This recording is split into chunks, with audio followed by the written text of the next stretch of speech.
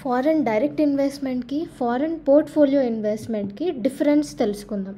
So foreign direct ఇన్వెస్ట్మెంట్లో 10% కంటే ఎక్కువ ఇన్వెస్ట్మెంట్ ఒక ఫారెన్ కంపెనీలో చేస్తే దాన్ని FDI or foreign direct investment అని అంటారు.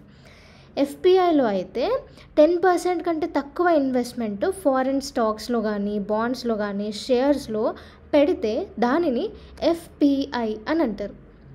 ఇది ఎఫ్డిఐ అనేది లాంగ్ టర్మ్ ఇన్వెస్ట్మెంట్, అంటే ప్రాఫిట్స్ అనేవి లాంగ్ టర్మ్ ప్రాసెస్లో వస్తాయి.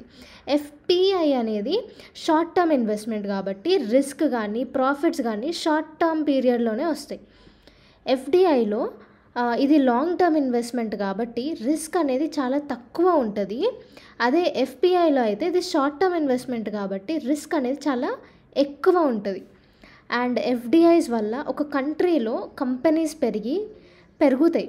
సో దానివల్ల ఎకనామిక్ గ్రోత్ కూడా పెరుగుతుంది.